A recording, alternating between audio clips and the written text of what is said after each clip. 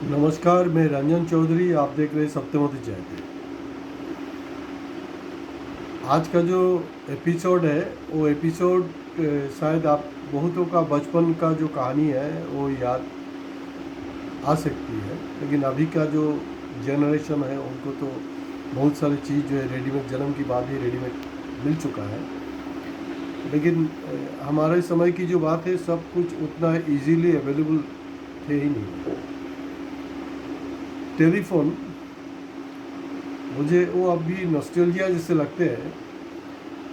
हमारे घर के जो आसपास के जो काफ़ी कुछ बड़े बड़े बिजनेसमैन भी थे उन दिनों, लेकिन उन लोगों का घर में टेलीफोन नहीं हुआ करता था। सिर्फ हमारे घर में एक टेलीफोन था और हमारे घर से कुछ दूर और एक अंकल जी है, उनका घर में टेलीफोन था। कि उस समय करंट बहुत कम जाते थे, बहुत कम, लोड शेडिंग जो होता है कम होता था। लेकिन अगर लोड शेडिंग हो गया ना कुछ समय के लिए, तो जो हमारे आसपास के मोहल्ले के जो लोग हैं वो आ जाते थे हमारे घर में कि इलेक्ट्रिसिटी बोर्ड को फ़ोन करना है, या मान लो कि कहीं पर आग लग गया तो सबको इधर में आना। उन दिनों पीसी वगैरह नहीं था, टेलीफोन भी उतना उपलब्ध नहीं था उन समय में। पैसा नहीं, जो सोशल स्टेटस, जिसके पास पैसा, फाइनेंशियल स्टेटस नहीं है लेकिन सोशल स्टेटस है, उन लोगों का घर पे टेलीफोन हुआ करता था। तो मेरे पिता का जी की भी एक टेलीफोन था। ट्रांगल वगैरह बुक करते थे, वो काफ़ी देर बाद में वो कॉल आता रहा, फिर वो चिल्ला चिल्ला के बोलना पड़ता रहा कि वो सब तो सुनने में अभी कुछ अजीब सा लगता है। तो बचपन का जो नॉस्टैल्जिया है वो फिर दोबारा दिमाग में आया, वही मैं आपको शेयर कर रहा हूँ। अब टेलीफोन जो है एक तो आम चीज़ है, एक आम आदमी टेलीफोन यूज़ करते हैं। टेलीफोन का जो अभी 2G 3G 4G, अभी तो 5G चल रहा है ना, आगे शायद 50G भी चलेगा। ये क्या क्या होते रहेगा, क्योंकि वर्ल्ड जो है वो चेंज हो रहा है, डेवलप्ड हो रहा है। अच्छा है, डेवलपमेंट का साथ में हमारा भी डेवलपमेंट होना चाहिए। हम भी जो विश्व के अलग अलग प्रांत में क्या हो रहा है हर समय उसको उपभोग कर पाए, उसका भी व्यवस्था होना चाहिए। टेलीफोन बेसिकली बीएसएनएल का था, जो सरकारी क्षेत्र के हैं बीएसएनएल। इसके बाद में जो हमारा मोदी जी जब आए खास करके, तो बीएसएनएल का ऊपर में सबसे बड़ा जो झटका लगा कि हिंदुस्तान का पहला प्रधानमंत्री नरेंद्र मोदी जी एक प्राइवेट टेलीफोन चैनल जो इंडस्ट्री है उसको वो इनोग्रेट करने चले गए। अभी भी मुझे याद है, पहले पेपर की पहले पन्ने में उनका एक बहुत बड़ा जियो का ऐड होता था। और वो तो अपने आप को बोलते हम नेहरू का स्कोर क्रॉस कर लिया, वो तो होता नहीं है। नेहरू का ज़माने में टाटा बिरला वही सब थे मेन जो उद्योगपति है, लेकिन किसी का हिम्मत नहीं है, किसी का ज़रूरत नहीं है कि पंडित जी के कंधे में, कोई इंडस्ट्रियलिस्ट को हिम्मत नहीं हुआ उनके कंधे में हाथ रख करके बात करने के लिए। जियो फोन जब इनोग्रेट हुआ, इनोग्रेट के दिन में अभी भी गूगल में उपलब्ध है, आप देखिएगा। अभी उसको लेकर के काफ़ी व्यंग भी हो रहा है। एक तरफ तो हमारे मोदी जी अडवाणी का, मतलब वो मुकेश अंबानी का जो बीवी है अनीता जी, उनसे हाथ मिला रहे, दूसरे तरफ अंबानी से मिला रहे, और अंबानी जी का एक हाथ मोदी जी के कंधे पे है। आप सोचो, मतलब सरेंडर, मतलब किस ढंग से सरेंडर किया। तब से चालू हुआ, नहीं वो सब तो प्राइवेट हो जाना चाहिए, बेकार का है। जियो ठीक है क्योंकि हमारा खुद प्रधानमंत्री उसका ऐड कर रहा है, प्रधानमंत्री ऐड कर रहा है। तो 2014 तो बात ही कुछ अलग था। अभी 2024 में थोड़ा हिंदुस्तान का वोटर जो है, हिंदुस्तान का जनता को थोड़ा होश आया है। तब ख़राब लग रहा था, लेकिन वो सुनने के लिए और समझने के लिए हिंदुस्तान के लोग तैयार नहीं थे। उन दिनों अगर मैं कुछ बोलता भी रहा तो उसका कोई किसी को कोई परवाह नहीं है, तभी मुझे देशद्रोही बताया जाता था। अभी जियो ने क्या किया, शुरू में BSNL को बर्बाद करने के लिए जियो ने फ्री का एक ऑप्शन दिया। तो देखा भाई इतना मज़े क्या है। और हमारे जो खास करके हिंदुस्तान के जो लोग हैं, ज़्यादातर जो लोग हैं उसको फ्री में अगर जहर भी मिल जाए वो भी ले लेंगे।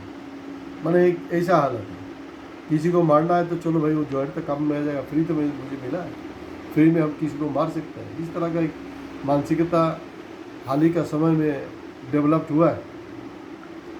उन्होंने फ्री किया, फ्री का साथ चलता रहा, फ्री पीरियड ख़त्म हुआ, फिर चार्जेबल कर दिया।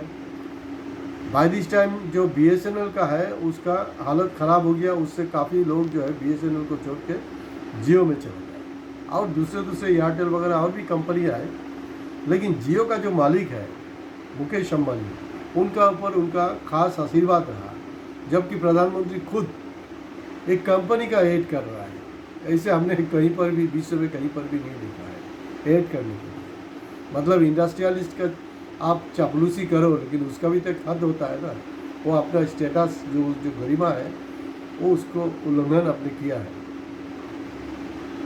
अभी हाल ही का जो पोजीशन है, हाल ही का पोजीशन में देखा जा रहा है कि जियो ने 25% से भी ज़्यादा जो रिचार्ज अमाउंट है, पैसा जो है वो उसको बढ़ा दिया है। और उसको लेकर के काफ़ी व्यंग हो रहा है सोशल मीडिया में कि मुकेश अंबानी का जो बेटा है उनका शादी में जो खर्चा हुआ, मेहमान नवाजी के लिए खर्चा, सेलिब्रिटी को ले आने के लिए खर्चा, खाना खिलाने के लिए खर्चा, लोगों को गिफ्ट देने के लिए खर्चा, वो कई हज़ार करोड़ का खर्चा वो कर रहे हैं।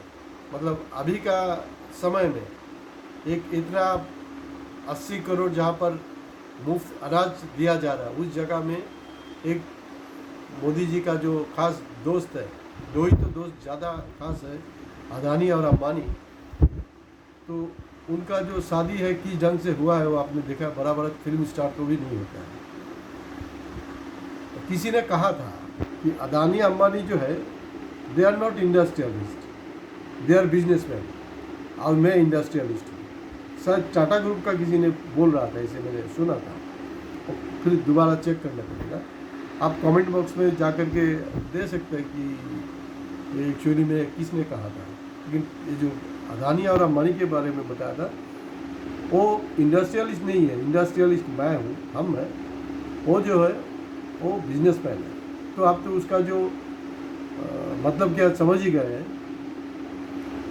BSNL को ख़त्म करने के लिए शुरू से एक चक्रांत रहा। उसको डायरेक्ट प्राइवेटाइजेशन नहीं कर पाया क्योंकि वहाँ का जो स्ट्रॉन्ग है यूनियन जो है बहुत ही स्ट्रॉन्ग है, और यूनियन स्ट्रॉन्ग होने के नाते वो कर नहीं पाया। और BSNL का जो सरकारीकरण हुआ उसके बाद हिंदुस्तान के जो बेकार नौजवान है, आदमी है, उनको काफ़ी सारा नौकरी मिला, एक जॉब सिक्योरिटी था।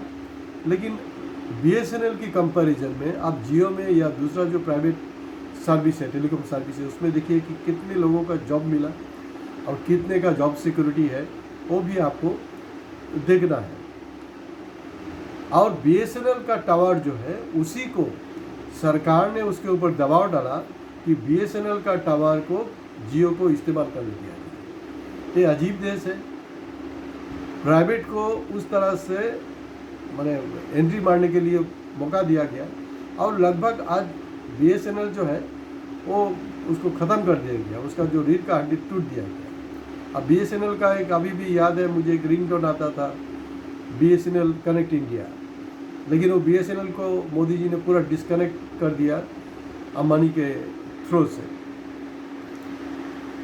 अभी तक मुझे जो जानकारी है, हम लोगों ने जितने खबर लिए है ना, जितने भी हिंदुस्तान के बड़े बड़े चैनल हैं, बड़े बड़े एंकर हैं, किसी ने भी अंबानी के अदानी अंबानी के खिलाफ में पार्लियामेंट में राहुल जी बोल रहे हैं, लेकिन ये जियो का जो है, जो इस तरह का जो अपना दादागिरी है, 25% से ऊपर रेट बढ़ा देना अचानक, इसके ऊपर में कोई स्पेसिफिक एपिसोड नहीं किया है।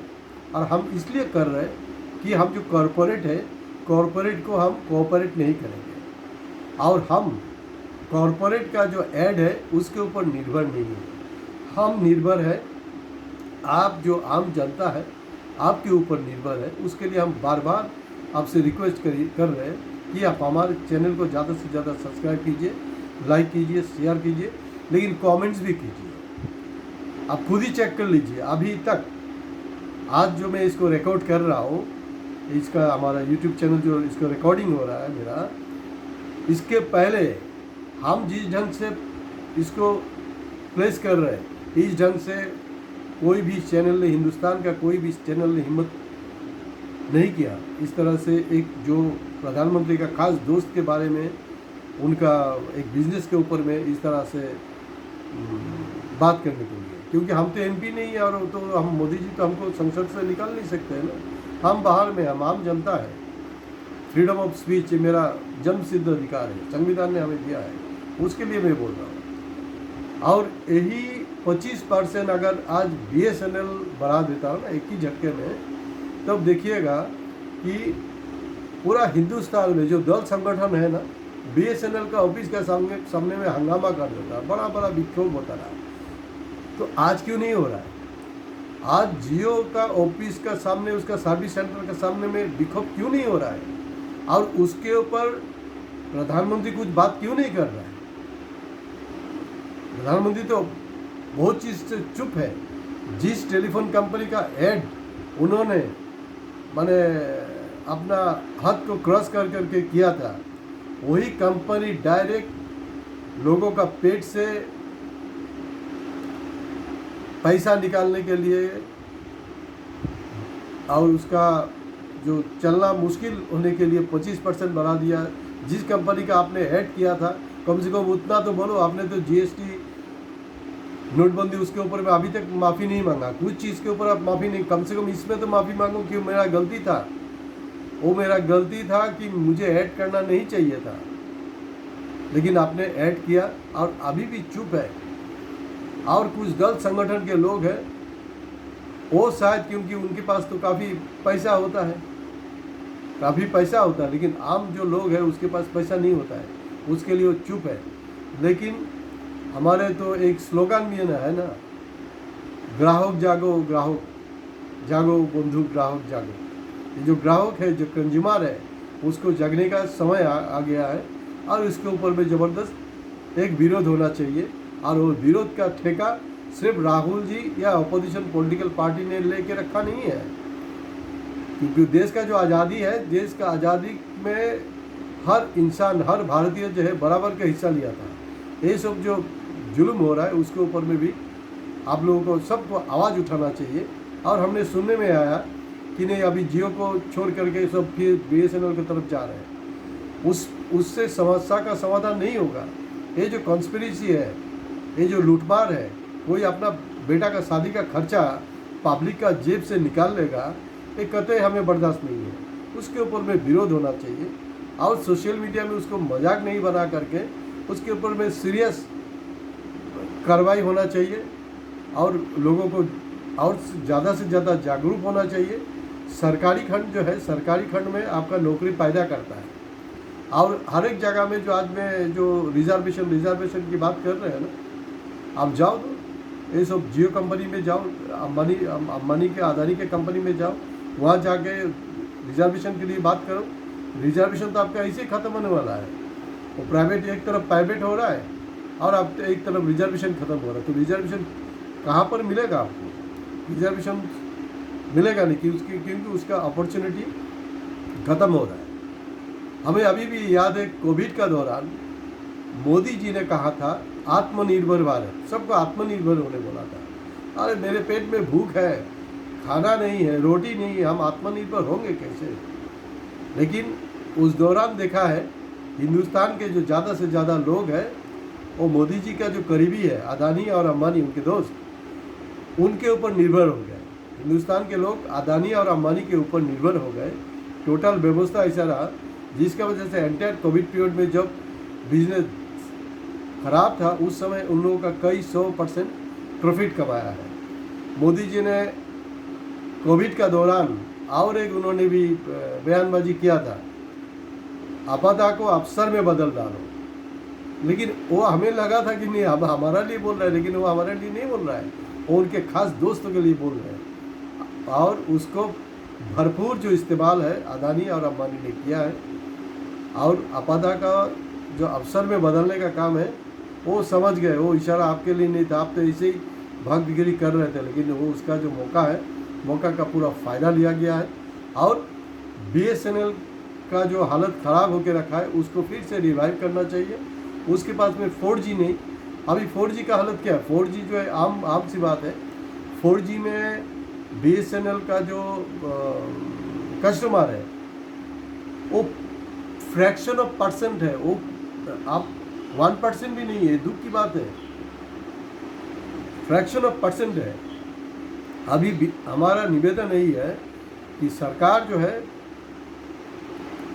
BSNL को 4G और 5G का पूरा बराबर का मौका दिया जाए, उसको भी एक्सपांड होने के लिए।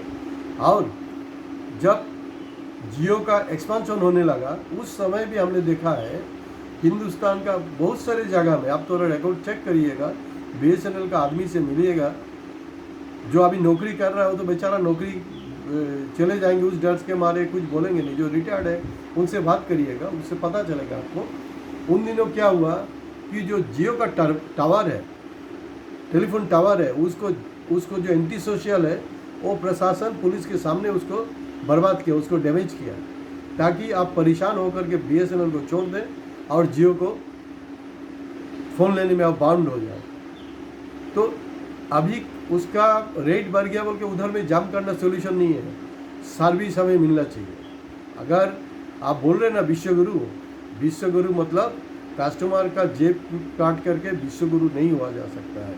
और मोदी जी तो खास कोई बात नहीं है, वो तो नहीं बोलेंगे, क्योंकि उनका जो तो नॉन बायोलॉजिकल है, उनका जो परमात्मा जब उनको मैसेज देगा तब जा करके वो कुछ ऐसे में मतलब एक्शन में आएंगे। लेकिन मेरे पिताजी जो है, पिताजी ने मुझे सपने में दिखाया, क्योंकि उन्होंने देश के लिए, आज़ादी के लिए लड़ाई किया था। उन्होंने कहा नहीं बेटा इसके ऊपर थोड़ा आवाज़ उठा। तो मैं तो बायोलॉजिकल हूँ, मैं नॉन बायोलॉजिकल नहीं हूँ। तो बायोलॉजिकल होने के नाते मेरे पिताजी भी बायोलॉजिकल थे, माँ भी बायोलॉजिकल थे, उन्होंने मुझे संदेशा भेजा है। तो उसके तहत मैं आपके सामने में आज जियो का जो लुटमार है उसके बारे में चर्चा किया। और इसको आप ज़्यादा से ज़्यादा सब्सक्राइब करने के लिए मैं रिक्वेस्ट कर रहा हूँ। अगर आप सब्सक्राइब नहीं कीजिएगा, हम आपको कोई अभिशाप नहीं दे रहा है, हम कोई दुर्भाषा मुनि नहीं है या दूसरा कुछ माने पाखंडी नहीं है कि हम आपको अभिशाप देंगे। लेकिन इतने बेझिझक बात करने के बाद में भी अगर आप लोग हमारे चैनल को सब्सक्राइब नहीं करते हैं तो राम जी लेकिन माफ़ नहीं करेगा, ये याद रखना दोस्तों। नमस्कार।